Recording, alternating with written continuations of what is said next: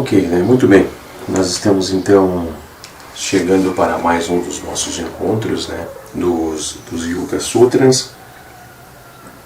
E como acho que já virou uma frase muito introdutória, né? Com muita satisfação, hoje nós vamos ir então a um momento muito especial dentro dos nossos encontros, né? Nós estamos chegando então ao 33º Sutra, né, da quarta sessão, e nós estamos então, né, no penúltimo Sutra, né, de toda esta nossa maratona, de toda essa nossa jornada, né, de toda essa nossa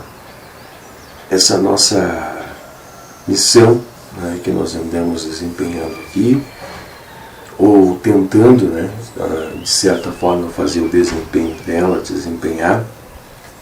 E nós fomos, né, por assim dizer, tracejando, escrevendo caminhos, né, muito bem orientados através, né, do que o material nos solicitava, nos pedia, e assim nós fomos nos guiando, né, nós fomos nos levando e trazendo a consumação desse trabalho.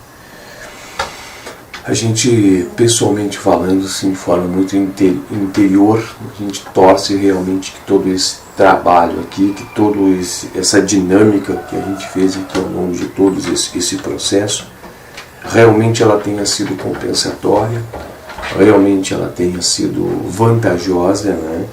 E que realmente nós não estejamos, né, deixando faltar nada ou tirar nada do que aqui está, né? A gente também está em construção, nós também estamos em reconstrução e constituição, né? Nós estamos nos constituindo daquilo que nós não temos e nós estamos em construção evolutiva. Então a gente sabe que algum erro, a gente percebe que alguma aresta, né? Ou alguma falta de compreensão mais profunda sobre o tema que se debate pode ser hoje o pivô, né, de conspurcar, né, uma obra tão sagrada, uma obra tão importante e um fator, uma obra, né, de suma importância para o desenvolvimento da humanidade, né? A gente sabe que toda a consciência que está aqui, né, nessas linhas, nessas palavras, tudo que aqui está sendo colocado, ele é propagado, ele é disseminado, ele é levado, né, através de conceitos, de elementos, através de parafraseamentos, através muitas vezes de citações, através de troca de informações, de notícias com muitas pessoas, né? Ele passa a se interconectar com o senso coletivo, ele passa esses assuntos, né, a saírem da obscuridade e eles passam cada vez mais fazer parte, né, da consciência coletiva. Então esses assuntos, por mais que muitas vezes as pessoas observem, né, que há restritos números de pessoas que acessam, né, restrito número de pessoas que têm contato com essas verdades, um número bem pequeno de pessoas, né, que tem a possibilidade de estar conectando-se a esses assuntos, mas mesmo assim isso não significa que fica esses conhecimentos de uma forma restrita e circundada sobre todas essas pessoas, porque todos os elementos adquiridos, todo o grau de consciência adquirida, toda a profundidade do tema aqui conquistada, toda ela é levada, né? As pessoas levam, trocam informações, conectam-se a outras consciências no qual vão passando, no qual vão tentando construir um pensamento, ela mesma se modifica, então ela já traz um grau de modificação para ao entorno, né, de onde ela está, as pessoas do entorno com quem ela vive, as pessoas do entorno para com quem ela está em contato, né, do seu entorno, e começa a transpassar, transmutar. Mas se nós formos remontar a base, aonde é que houve todo o nascimento desses conceitos, o nascimento dessas informações, todas elas estão aqui nesta grande obra do Mestre Patanjali, né, desse grande trabalho do Mestre Patanjali, e nos trazer a luz da Raja Yoga. E, evidentemente, que através da condução, da orientação desse mestre, mesmo distante, no sentido de ausente fisicamente, está presente em cada um de nós, está presente à nossa frente e passa a ser, né, também assim o mestre que nos conduz, passa a ser o condutor, passa a ser o cooperador, o auxiliador, ele passa, né, a estar nos auxiliando frente à jornada que nós estamos perfazendo. E tudo isso passa a ficar intrínseco em nós, tudo isso passa a ser autorretratado em nós, tudo isso passa a ser parte do verdadeiro eu, e o nosso mestre interior vai absorvendo esses conhecimentos e vai tendo a oportunidade dos seus desdobramentos, né? Vai tendo a oportunidade também de adquirir o conhecimento, de elasticidade, né? e tessitura na sua forma de aprender, na sua forma de se desenvolver, e vai transpassando a todas as pessoas que estão no seu entorno. Vai fazendo, né? Vai fazendo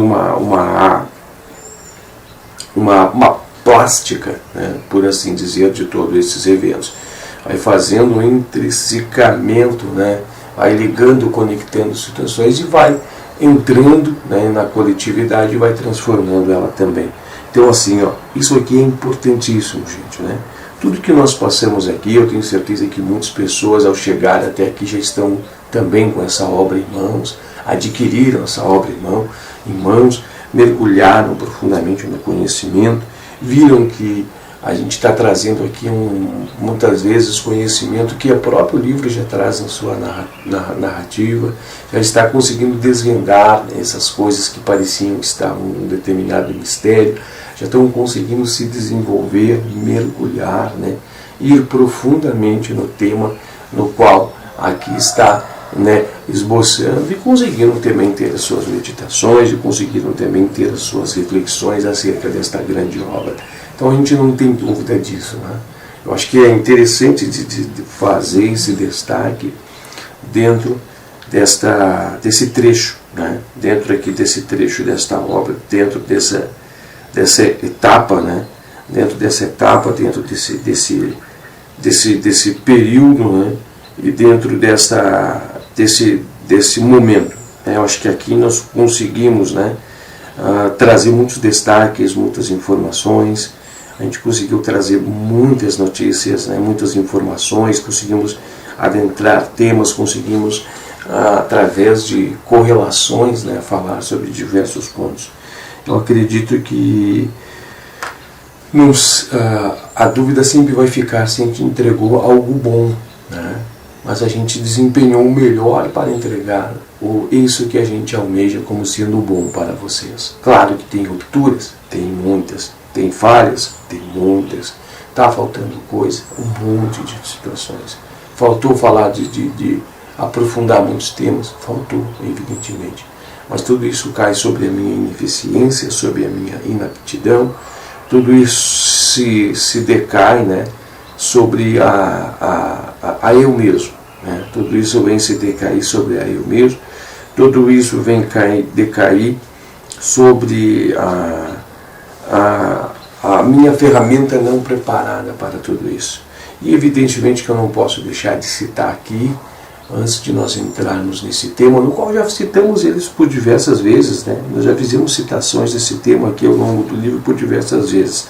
Esse sutra ele só vem fazer uma amarração, né, muito importante sobre todos os temas já relacionados, todos os assuntos já falados, tudo isso aqui nós já víamos deliberando ao longo do livro.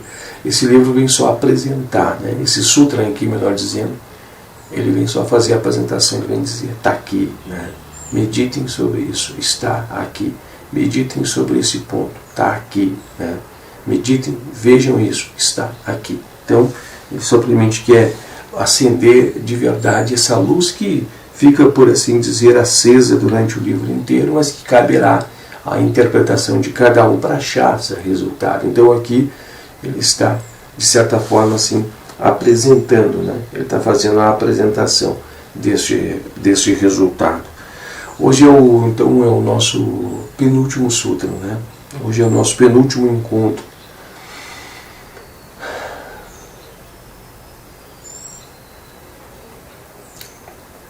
E com certeza acho que passa um filme na cabeça de todos nós, acho que com certeza passa um pensamento muito profundo.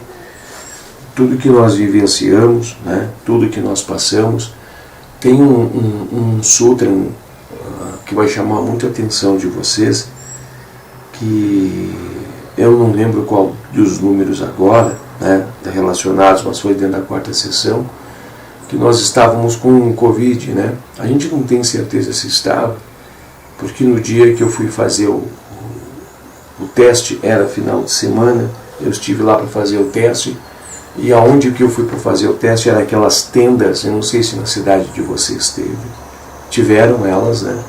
Eram aquelas tendas de triagem, né? E eu estive lá para poder realizar esse teste, né? E no dia que eu estive lá, faziam-se apenas 2 dias, né, que eu estava com sintomas característicos e sintomas muito adversos, muito estranhos. Na oportunidade, eles falaram que eu não estava dentro do prazo estabelecido, né, do protocolo de 3 dias. Né, e uma examinação que a médica fez, ela disse que eu estava com uma inflamação, né, nas amígdalas muito forte e que eu estava com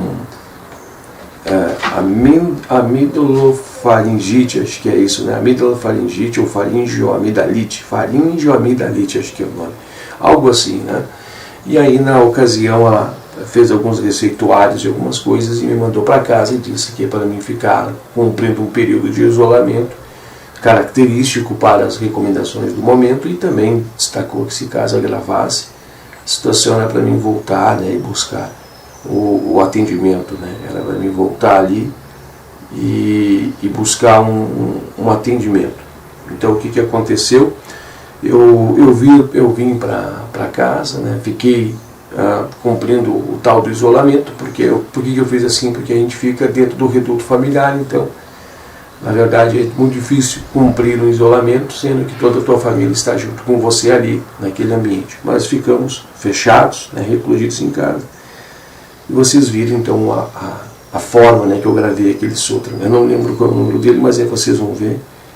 Foi um sutra muito difícil, né, eu estava com as energias muito esgotadas, estava difícil de respirar, difícil de puxar o ar, então a gente quer pedir desculpa, né, e deixar esse registro aqui. Acho que é interessante mencionar isso, porque vocês vão perceber que está bastante difícil carregar, bastante difícil fazer, mas a gente cumpriu, né, o que tinha que ser cumprido e veio aqui e fez. A gente cumpriu o que tinha acordado, levantou mesmo com dificuldade, veio, né, fez a montagem de todo o nosso equipamento aqui e realizou, e fez, né, colocamos ele para fazer. Outra coisa também, nós andamos entre meio as gravações adquirindo uma câmera usada, né, para poder fazer as gravações contínuas. Não sei se vocês repararam que no começo das gravações, né, da jornada, vocês viram que tem alguns sutras que nós gravamos em 2 partes, né, alguns sutras 30 minutos mais 30, porque a câmera que eu tinha só filmava 30 minutos, né. Então nós também adquirimos no meio do caminho uma câmera simples, né? Essas câmeras utilizadas não profissionais, essas caseiras, né, como se diz, para utilização, para registro de passeios e tal. Então a gente adquiriu ela para simples registros e passamos então também a utilizar ela. Nós compramos um cartão, evidentemente, para poder caber bastante conteúdo dentro. A gente sabe que consome muito conteúdo dos vídeos, e nós também, né, ao longo desse caminho, nós estamos enfrentando problemas técnicos com essa câmera. Essa câmera, eu derrubei ela no chão sem querer, vai fazer uns 3 ou 4 sutras atrás, e ela está falhando, né? Então a gente também deixa esse registro ali, até mesmo para explicar para vocês, né, e trazer alguns fatores de bastidores, para que fique também registrado, para ver que nós enfrentamos também algumas situações para poder estar aqui perfazendo o caminho, poder estar aqui fazendo todas as deliberações e poder estar aqui, né, seguindo toda essa jornada. Então a gente mostra também, deixa registrado tudo isso como fins de serem elementos compensadores pelas formas que nós abordamos aqui e as situações em que nós faltamos, né, ou achamos que tivemos alguma falta com todos os nossos presentes.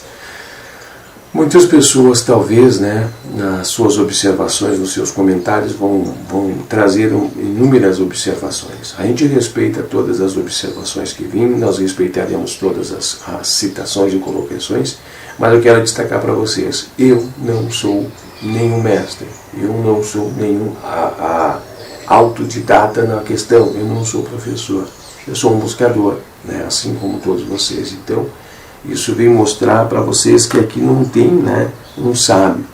Aqui tem uma pessoa que está buscando também, assim como todos vocês, mas que acredita, eu acredito nisso muito, pessoal, que recebi, né, por parte de orientações, informações ocultas, né, que era para realizar essa obra. Que essa obra não era para agora, não era para essas gerações, mas eram para gerações vindouras e até mesmo uma oportunidade para, enquanto lá na frente, em outro, né, assumindo outra vida, vamos dizer assim, outro corpo, né, outro campo evolutivo, senso evolutivo, corpo evolutivo, vamos estar aqui, poderia servir para eu mesmo vir apropriar-me dessas informações e assim ter a base de tudo isso, né? Então a gente, muito satisfeito, cumpriu, está cumprindo, né? Estamos chegando então a esse período e eu acredito que nós estamos tendo sucesso, né, por chegar até aqui, né? Nós estamos aqui tendo sucesso e chegar até esse ponto, chegar até essa etapa nos deixa muito felizes. Então eu quis utilizar de tudo isso para que seja registrado como algumas características mais cerimoniais, né? Porque eu estou de verdade muito feliz eu queria ter chegado melhor preparado, eu queria ter chegado mais encorpado, mais presente, eu queria ter chegado em outro contexto, né? Eu queria ter chegado transformado interiormente, né, num verdadeiro yogi, né? Eu queria ter chegado ao final da jornada e aqui, né, já estava eu com as roupas, né, aquelas roupas características, já estava com o cabelo raspado, com meus votos, todos os meus votos pessoais já, minhas promessas pessoais já colocadas à disposição, né, nos mestres e seguido esse caminho. Era o que eu queria, né? Era realmente assim o que eu queria. Era isso, mas eu não consegui, né? Eu cheguei aqui com vários defeitos, né? Eu cheguei aqui caído, né? Tive já a oportunidade de estar muito profundo, né? E tive a queda, né? Essas quedas relatadas no livro também tive. Tive quedas, tive tropeços, né? Mas uma coisa que eu acredito que nunca faltou foi a assistência dos mestres, né? Foi a companhia desses mestres, foi não somente a companhia, mas como é que eu posso destacar, foi a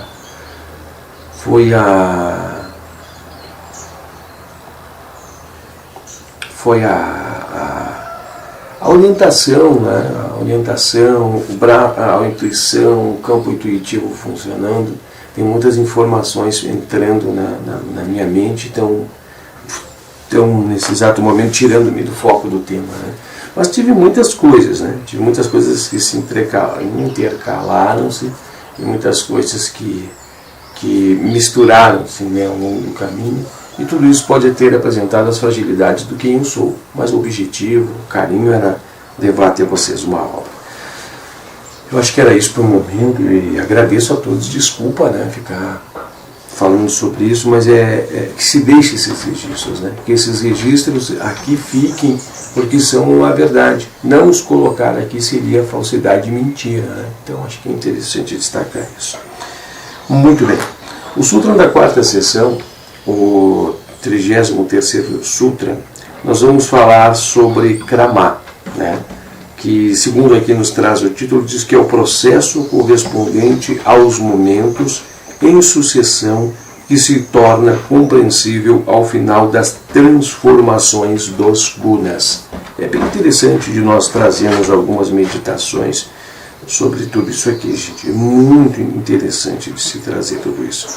O Sutra 32, ele está falando que quando os gunas cumpriram o seu objetivo, o processo das mudanças que ocorrem nas relações dos gunas com interações relacionadas ao Purusha, chega-se ao seu fim.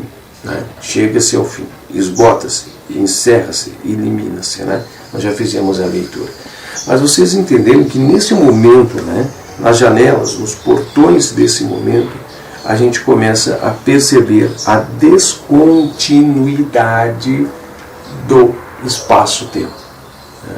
Eu acho que é muito interessante, nós podemos até mesmo falar um pouco mais aqui sobre leis herméticas. Né? É muito fácil falar sobre hermetismo quando a gente chega nesse ponto aqui, porque o hermetismo também, né, tem bases nesses entendimentos. O que nos faz assombradamente refletir e pensar sobre tudo isso aqui, e ter um pensamento sobre isso aqui mais firme, é tentar mensurar como Patanjali, sem nenhuma forma de instrumentação, ou como os mestres do passado já sabiam disso. Né? Acho que isso é assombroso de ver. E, claro, também, isso acentua, né, a grandiosidade que é o tamanho do yoga. Né?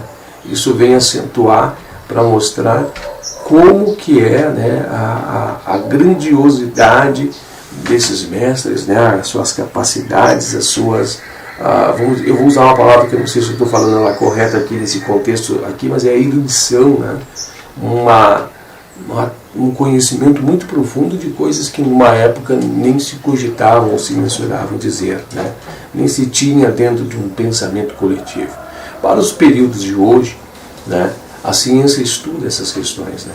A ciência já está entendendo, né, já está desmembrando o próprio átomo, né, de matéria, já está tendo conhecimento de elétrons, já está tendo conhecimento dos prótons, já vê falar dos quantas, né, já vê falar de outras partículas que ali estão juntos, né, naquele núcleo ali, já estão vendo, né, já estão tendo percepções e, claro, também já estão tendo praticamente o resultado assertivo, né, como conclusivo sobre a descontinuidade, né, do espaço-tempo, essa relatividade toda, né, que se apresenta. O interessante nós meditarmos, né, interessante de nós refletirmos para esse momento, é interessante que nós passamos a imaginar o seguinte, né,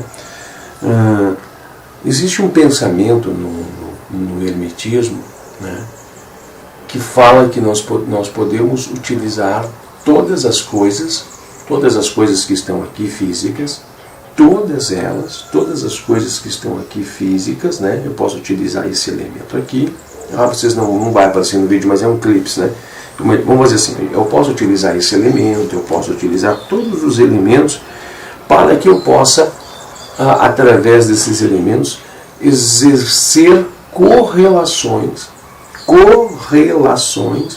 para poder compreender as coisas, né, em planos mais abstratos. Por quê? Porque tudo que está em cima está embaixo.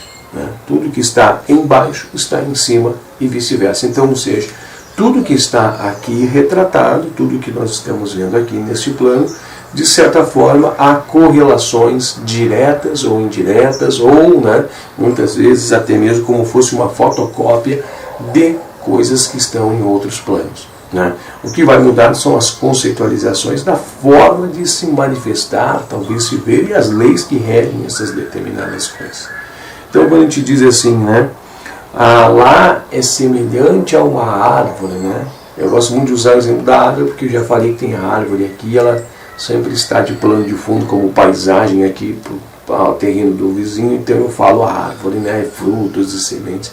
Então quando a gente fala assim, né, a semente que germina no solo, que contém o projeto, que vem e nasce a árvore, que essa árvore ela vem e dar-se frutos, e os frutos germinam em novos frutos, que conduzem-se assim um projeto, uma tarefa, né, que vem e faz dentro do projeto da evolução, que sai das mãos, né, do projetista, no qual nós podemos dizer que é Deus. Né? E todo um enfeitamento poético que a gente pode dar ali para vocês.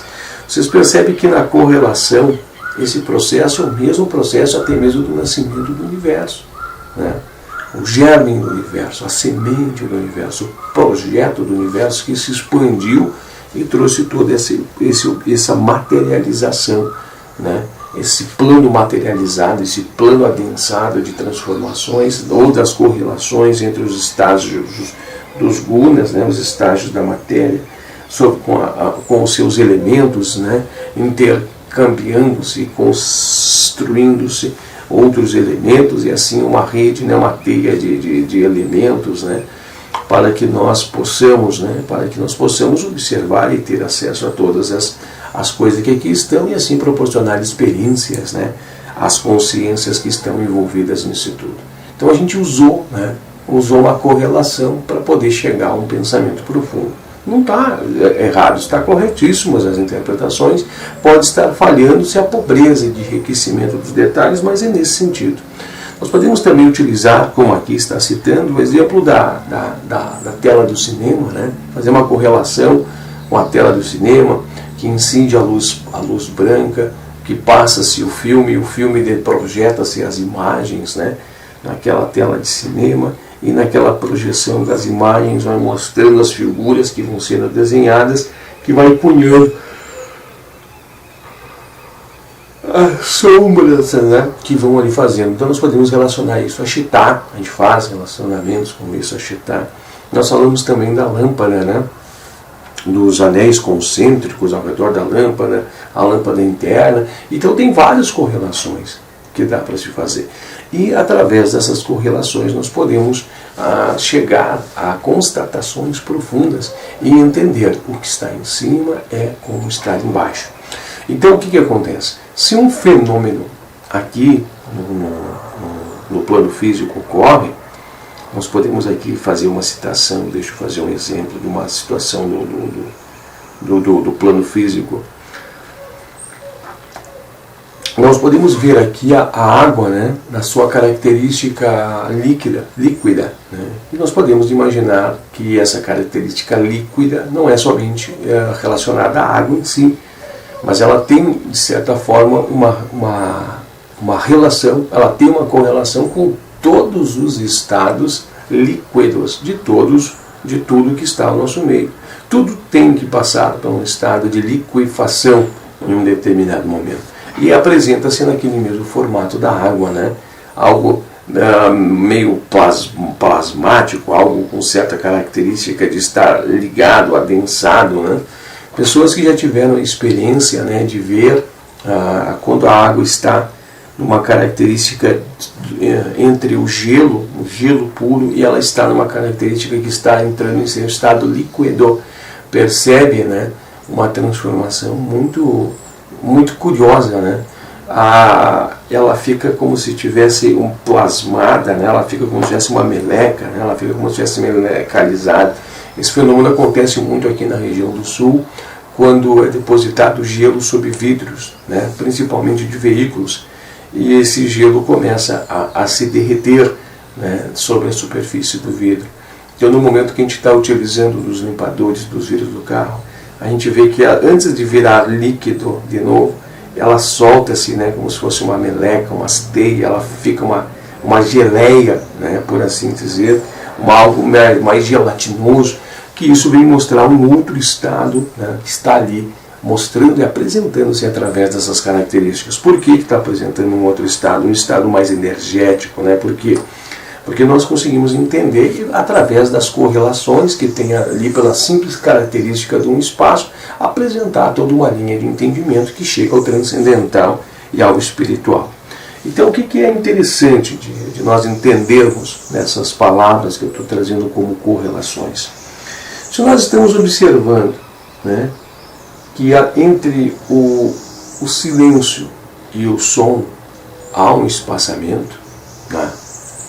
Há um espaçamento entre o silêncio e o som, apesar de que, no momento em que nós estamos tentando observar sons ao fundo, utilizando-se dos nossos ouvidos, né, utilizando-se da nossa audição, nós vemos que parece que o ruído é infinito no fundo, né? Mas na realidade há uma descontinuidade no som, e é fácil de ver, né? Tem um exemplo muito bonito que fala do pianista tocando o piano, né? Você percebe que quando o pianista ele faz o arranjo da música, ele cria uma harmonia e dá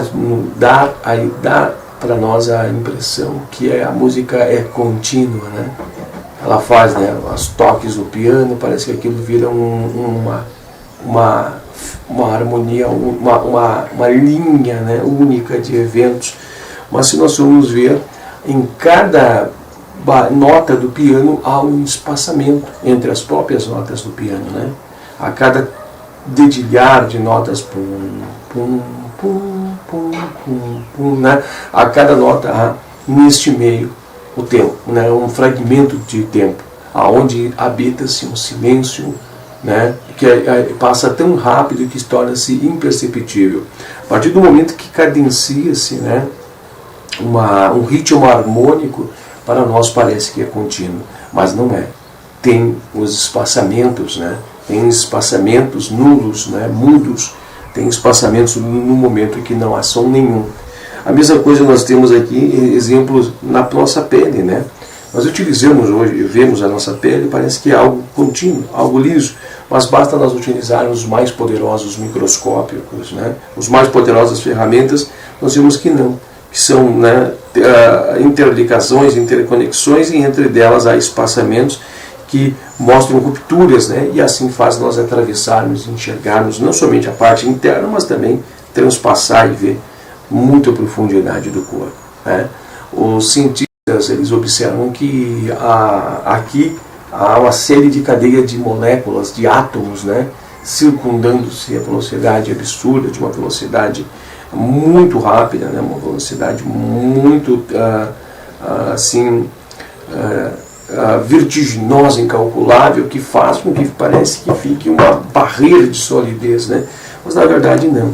São simplesmente então átomos, né, que giram, átomos que estão ali cadenciadamente se girando, átomos que estão ordenadamente fazendo um giro, mas que se for analisar, no meio desses átomos há espaçamentos, né? Há os determinados espaçamentos. Então, se nós formos também seguir esse raciocínio, nós já vimos que na técnica do yoga fala que nós temos que primeiro fazer a concentração, né? Trazer a imagem, a semente, concentrá-la, fixá-la em nossa mente e fazer somente ela estar retida e enxetada. Somente ela. E aí o que ela vai começar a apresentar? Ela irá começar a apresentar os loopings contínuos da mesma imagem sendo projetada. E a partir de um determinado momento, né, desse estágio, né, de muito intenso, nós vamos começar a ver, então, entre uma imagem e a outra que se segue, os espaçamentos, né, onde nós vamos começar a ver o in loco, né, vamos dizer assim, de um bloco de imagens com outro bloco de imagens, que é a repetição da mesma. E o alvo é nós colocarmos então a consciência naquele vão, naquele espaço, né? Naquele espaço é o local de se colocar a consciência para se fazer um mergulho profundo e atravessar, e que é o centro laia e fazer o mergulho, né? Então isso vem mostrar para a gente que há um espaço vazio. Nós já falamos isso aqui diversas vezes durante o livro, que há um espaço vazio. Mas o que acontece quando nós chegamos no último espaço, né? O que significa? Nós vamos fazer um desdobramento de samadhi, nós vamos desdobrar, né, por quatro câmeras, é a única palavra que me vem na mente agora, ou 4 estágios, né, antes de nós irmos para o processo mais profundo, que é romper a linha de Atman. E neste momento, então, nós conseguimos, né, segundo a narrativa desse sutra aqui, observar o espaço final, né, dessa relação do espaço-tempo.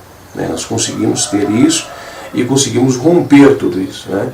E começamos a enxergar, então, né, o espaço-tempo contínuo, né, da projeção de todo o universo. A gente começa a ver que o universo acende-se e apaga-se, acende-se e apaga-se, acende-se e apaga, acende-se e apaga.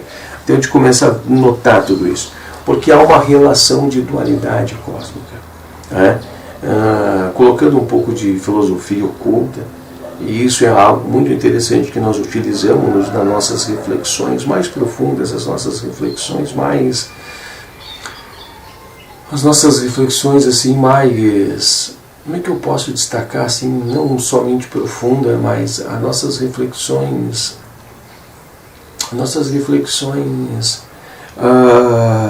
meditativas, né? A gente vai conseguir atingir essas notas com muita facilidade. Se algo existe, pensem bem, reflitam, vai parecer uma frase um pouco solta, desconecta e absurda de se falar. Se algo existe, é porque ele não existe. É uma profundidade muito grande, uma maior certeza. Se algo existe, é porque ele não existe. Podemos parafrasear diferente também. Para algo existir, ele tem de não existir. Tá? Para algo vir à existência, ele tem de sair da não existência. Então a não existência, ela é um lugar. A não existência, ela é abstratamente um ponto onde ela existe, né? Esse não existir, não estar, o tal do conjunto vazio, ele é um lugar. Ele existe, né? Ele é um lugar. E todas as coisas que passam a existir são tirados da não existência, são tirados desse lá, né? Desse ponto, dessa não existência. Para poder existir, são tiradas da não existência. Então essas coisas, esses elementos, né, eles são retirados da não existência. Assim manifesta-se o universo. Né? O universo ele sai do estado de não existência para o estado de existência. Mas para estar no estado de existência, tem de haver como base, como subsídio, o estado de não existência. Senão ele não existe. Né? Senão não pode existir. Ou seja, ele deve... Para existir, não existir. Meditem sobre isso, façam meditações reflexivas, profundas sobre isso, que essa verdade brotará dentro de cada um de vocês. Eu só estou aqui existindo como esse corpo porque eu não existia. Parece absurdo, né? Parece muito simplista, mas aí está uma grandiosa chave de meditação, uma grandiosa chave que vai trazer para vocês, vai fazer vocês entenderem com muita convicção e certeza o tema que nós estamos vendo aqui. Só é possível existir, né, algo se ele não existir. Né? Se ele primeiro estava no estado de não existência. E quando ele passa ao estado de existência, ele sai do estado de não... ele passa ao estado de existência, ele sai do estado de não existência. Quando ele não está no estado de existência, ele entra no estado de não existência. Mas isso significa que isso não há um lugar. Existe este lugar. Esse lugar tem que se comportar dentro desse universo. Tem que se comportar no local de não existência. Aonde que é, não sabemos, mas tem que existir. Porque algo que vai se transmutar de existir para não existir, vai não existir aonde que é não existir, como? Dentro do universo. Meditem sobre isso. Parece absurdo, mas se vocês chegarem às meditações filosóficas profundas, nos estágios meditativos profundos, vocês vão ter dentro de vocês as revelações e vai explicar de uma forma muito clara isso que está aqui. Eu vou fazer a leitura, porque a leitura até mesmo ela é de certa forma extensa. Né? É uma leitura que nós vamos estar fazendo, né, por um bom período aqui, né, para que nós possamos meditar. Uma coisa importante também, o livro ele vai trazer essa palavra clamar e vai falar também sobre a palavra ksena, que são duas palavras que andam juntas. Né? É a mesma coisa de falar espaço-tempo, luz e escuridão, né?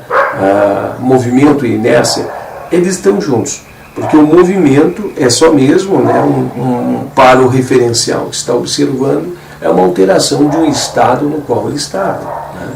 Eu posso dizer para vocês que isso aqui está absolutamente parado, porque o referencial que eu estou olhando é o meu olho que olha e diz que está parado. Mas se o meu referencial fosse a Terra, né, o meu referencial fosse de outro ângulo, diria que isso aqui está se movendo. Então é o referencial, muitas vezes, que dá a posição do que nós estamos olhando, meditando e observando e tudo mais. Então nós vamos seguir nesse contexto, né? Fazendo a leitura e fazendo então observação sobre essas duas palavras, ksena e kramá. Outro ponto muito importante, né, que o livro vai fazer todo o exemplo do projetor, vai trazer esse exemplo, né, do projetor, e depois ele vai fazendo então as colocações em cima desse exemplo para trazer o assunto que nós estamos aqui relacionando. Vamos fazer a leitura então. Quarta sessão, 33º Sutra, que diz assim: Krama é o processo correspondente aos momentos em sucessão que se torna compreensível ao final da transformação dos gunas. Então assim, é um processo correspondente às sucessões, né, do espaço-tempo, do acender e apagar, mas que se torna compreensível ao final das transformações dos gunas, dessa relação impacta, né, do espaço-tempo. É muito interessante de ver. Eu acabei de ter aqui uma inspiração, uma meditação, vamos dizer assim, né? É a mesma relação que quando nós estamos rompendo os grilhões de Pacta, nós temos que entrar em algum reino, né? Não podemos entrar nesse vazio que nós denominamos de não haver nada, né? Porque aqui mesmo está dizendo, né? Então, quando nós rompemos esse espaço, essa relação do existir e não existir, o não existir é aonde? Então tem que estar no estado, né, no estado de Parabrahma, no estado onde tudo pode acontecer. Tem que estar no estado, nem, né, vamos dizer assim, nem seria plasmático, porque plasma fala em matéria, e ali diz que não há matéria, né, não há relações de impacto. Mas enfim, são elementos que você pode utilizar para meditar. Este é um dos mais importantes e interessantes sutras nesta sessão, porque projeta alguma luz sobre a natureza do mundo mistificado e do tempo. Neste sutra, temos um exemplo notável da condensação em poucas palavras de toda uma teoria de natureza científica, que no caso de um escritor moderno, ocuparia um volume. Antes de discutirmos as profundas implicações desse sutra, é necessário explicar o significado de algumas palavras que o compõem. Isto porque elas exprimem conceitos filosóficos definidos e sem nenhum conhecimento do que nelas se encontra implícito, não é possível apreciar o significado do sutra.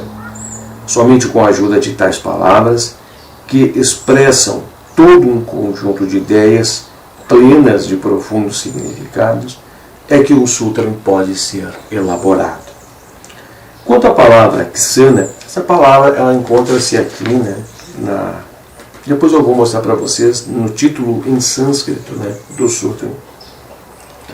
Quanto à palavra ksana, por exemplo, literalmente quer dizer um momento, mas por trás desse simples significado oculta-se toda a filosofia do tempo, que muito esclarece essa moderna concepção de tempo.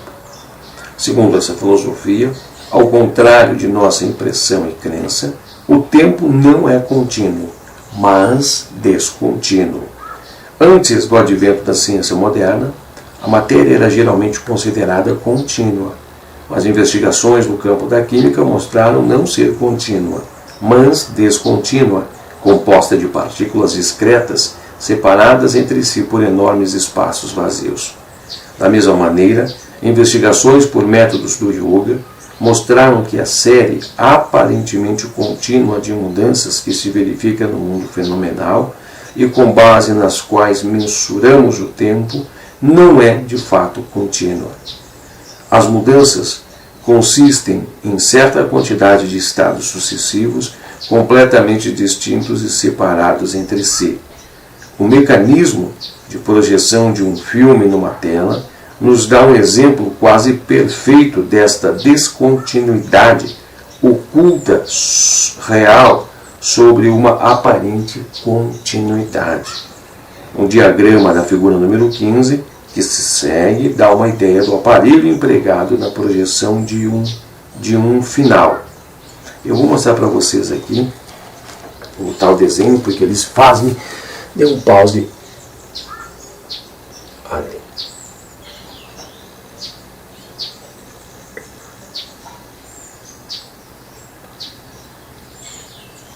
Se vocês acharem necessários, façam um esboço desse desenho, né?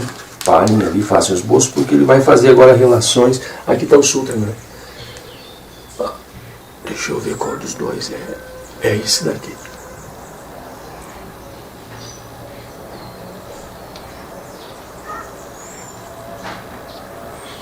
Acho interessante vocês fazerem o esboço desse desenho para poder, né, com o esboço desse desenho, vocês poderem,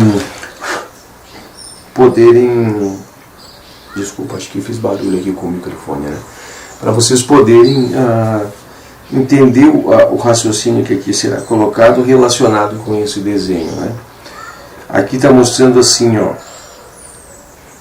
A e B é a tela, né? Então, ou seja, estão fazendo nós mensurarmos uma tela, vamos imaginar que aqui tem a tela, e o elemento D, né, seria a fonte de luz. O D vamos imaginar então aquele arco que estava mostrando ali, né, aquele arco que parecia um arco e flecha, e no meio dele, no canto dele, atrás aqui, um elemento de luz, né? Esse arco que ali mostrou naquele desenho, como se fosse, vamos dizer, como se fosse o obturador, né, fechando e abrindo e projetando a luz, né? A luz é contínua, mas o obturador fecha e abre. A luz aqui fica abrindo e fechando, né? Abrindo e fechando. Então a luz que vai jogando na tela, vai jogando, né, essa luz, e essa luz atingirá essa tela. Esse é o exemplo que aqui quer mostrar. E nesse exemplo que eles querem aqui estar mostrando, eles querem dizer que a cada momento que o obturador fecha, muda-se a luz, muda-se o tempo, a imagem no filme. O obturador abre, projeta a luz e joga a imagem na tela do filme. Claro que isso tem uma velocidade, 33 filmes por minuto, né, 33 fotos por segundo, 33 fotos por segundo, e isso tudo projeta assim, então, um movimento, a ilusão que nos dá ao nosso olho um movimento, mas que na verdade são movimentos descontínuos que projetam uma imagem contínua, né? É esse exemplo que ele quer fazer aqui. Agora eu vou fazer a leitura então, tá? A e B é a tela, D é a fonte de luz e o O é a abertura que permite a luz incendir sobre D. Permite a luz D incidir sobre a tela. Este orifício é aberto e fechado de um modo alternado, seu movimento é sincronizado como no movimento do filme. Ao abrir-se o orifício, uma das séries dos quadros do filme contrapõe-se a ele em um raio de luz, atravessando um quadro, projetando-o na tela.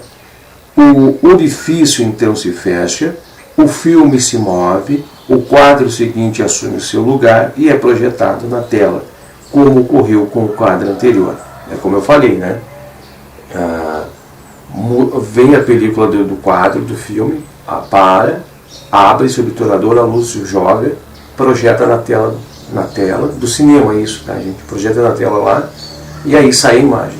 Rapidamente ele fecha, o quadro muda, né? O quadro muda rápido, abre-se de novo, projeta-se lá. Então você vê que a tela do cinema fica, algumas pessoas percebem, né? Parece que está piscando, né? Porque as projeções dos quadros mudando, a velocidade constante, né? E aparecendo tudo isso. Pode-se ver, portanto, que a imagem aparentemente contínua produzida na tela é de fato uma série de imagens separadas, projetadas na tela em rápida sucessão. O intervalo de tempo entre as imagens sucessivas é inferior a 1/10 de segundo. E eis a razão de termos a impressão de quadro contínuo. De acordo com a filosofia do Yoga, os fenômenos aparentemente contínuos, como conhecemos por intermédio da mente, não são na verdade contínuos, mas tal como as cenas projetadas em uma tela consistem de uma série de estados descontínuos. Cada mudança sucessiva no mundo fenomenal, separada e distinta, produz uma impressão correspondente na mente. Mas essas impressões sucedem-se com tal rapidez que temos a impressão da continuidade. O intervalo de tempo correspondente a cada uma desses estados sucessivos é denominado de Ksena. Assim, Ksena pode ser considerado a menor unidade de tempo que não poderá mais ser fracionada. A palavra seguinte a ser analisada é Krama. Já vimos que a impressão de fenômenos contínuos em nossa mente é produzida por uma sucessão de mudanças descontínuas em Pactra à nossa volta. Olha que interessante, né? Já vimos que a impressão de fenômenos contínuos em nossa mente é produzida por uma sucessão de mudanças descontínuas em Pactra à nossa volta. Krama representa esses processos que consistem em uma inexorável sucessão de mudanças descontínuas, subjacente a toda espécie de fenômenos. Este processo baseia-se, em última análise, na unidade de tempo, Ksana, como a projeção de uma cena de filme, e baseia-se em cada uma abertura e fechamento do orifício. À medida que Ksana sucede Ksana, todo o universo manifestado passa de um estado distinto para outro estado distinto, mas a sucessão é tão rápida que não nos constituímos da descontinuidade. Nossa, que incrível isso, né? Meditem. Nós pensamos que está acontecendo isso agora, né? Só que a gente não consegue ter as percepções. Devido à velocidade, né?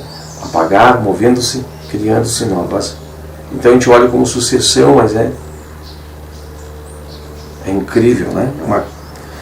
Observa-se, pois, que de acordo com a filosofia do yoga, Krama não é somente toda a base da manifestação material, utilizando-se aqui o termo material em sua acepção mais ampla, mas também que as mudanças que ocorrem impactam e que produzem toda a espécie de fenômenos são essencialmente mecânicas, ou seja, baseadas em um processo oculto, especialmente mecânico.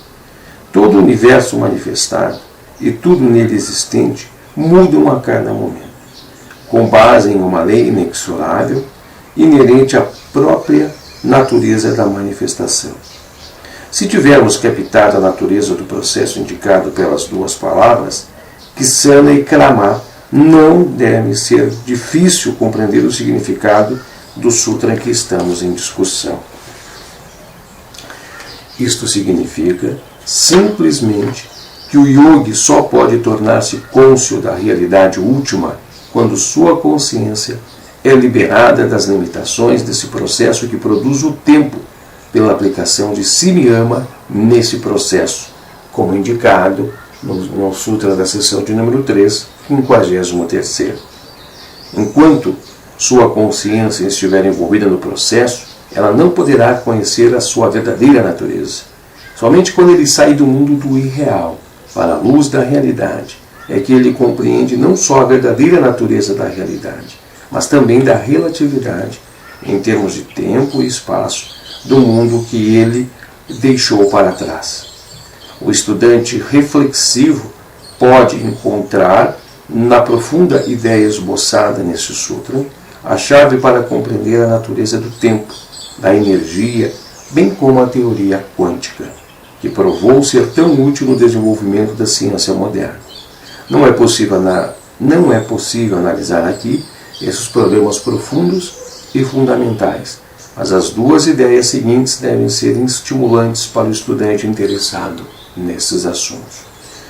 Se o processo fundamental, subjacente ao mundo fenomenal, é descontínuo em todos os processos aparentemente contínuos que podemos observar e mensurar, também deve ser descontínuo. Considere-se, por exemplo, a radiante energia que nos vem do Sol. Chega esse fluxo de energia até nós continuamente ou em porções discretas ou quanta? Com certeza que vem em fótons, né? Se todas as mudanças no sistema solar são descontínuas e o sistema solar, por assim dizer, aparece e desaparece alternadamente de momento em momento, então o fluxo de energia proveniente do Sol tem de ser um processo descontínuo. Essa conclusão, produto das doutrinas da filosofia do yoga, está de acordo, de um modo geral, com a ideia básica subjacente à teoria quântica. Os sutras da seção número 3, 53, e o da seção número 4, 33, também ajudam a elucidar a natureza do tempo, com a percepção dos fenômenos e o resultado das impressões produzidas na consciência por uma sucessão de imagens mentais e o número de imagens mentais que realmente determinará a duração do fenômeno que chamamos tempo, não podendo ver assim uma medida absoluta de tempo. O tempo precisa estar relacionado com a quantidade de imagens que passam pela nossa mente. Essa ideia projeta alguma luz sobre as diferentes formas de mensuração do tempo, como se sabe existir nos diferentes planos do universo. Perfeito. Interessante isso, né? Interessante destacar sobre esses tempos diferentes para o universo e tempos diferentes nas relações, né, entre planetas e tudo mais, né? Todo local tem o seu tempo. Para cada um de nós também o tempo flui de uma modo diferente, né? E cada um de nós também tem o seu período de tempo. O meu tempo em relação ao tempo é muito diferente, né? Eu apontei para o gatinho que está aqui, a gata, né? É muito diferente, né? E assim sucessivamente. Por mais que sejam micronésimos, vírgulas, cabelos e diferenças, essas diferenças elas existem. Encerramos por aqui, né, meus amados? Peço até encarecidamente desculpa a todos vocês se faltou alguma coisa, se fiz a leitura muito rápido, mas era para encaixar dentro do fator do tempo, né? E agora eu quero dizer para vocês que nós vamos então o último sutra, né? Nosso próximo encontro então de março, o nosso último sutra, a gente vai fazer o fechamento, né, de tudo que a gente vem fazendo, de todo o trabalho que a gente veio exercitando, né, nessas nossas buscas, e nós vamos, né, estar trazendo para vocês então no nosso encontro o fechamento de todo o nosso trabalho, com muita paz e muito agradecimento no coração. Mais uma vez eu espero que tenha cooperado, contribuído, colaborado, que tenha deixado impregnado uma marca muito positiva em todos nós, os envolvidos. Nós estamos fazendo então esse encerramento, né? Mas é interessante destacar para que possamos fazer meditações profundas sobre esse tema, né? A gente trouxe muito o grosso, né? Até mesmo o Sutra ele traz isso, né? Ele traz uma amplitude de um todo. Então, nas suas meditações reflexivas, você faz as suas meditações, mergulha nessas meditações, reflete sobre elas, né? Faz as reflexões sobre elas, né? E busca verificar. E busca verificar como que a gente pode, né, chegar a resultados que nós estamos aqui trazendo para vocês, né? Meditem sobre isso, né? Façam essa meditação e vocês verão, né? Vocês mesmos entenderão que entre o bater das asas, o bater do coração, o soprar do vento, entre a noite e o dia, tudo que possa haver com relação de polaridade no mundo de Pactra, e tudo é polarizado, né? Assim como a moeda que tem os seus dois lados, nós vamos ver um espaçamento entre todos eles, tá? Acho que era isso, meus amados. Muito obrigado a todos e Namastê.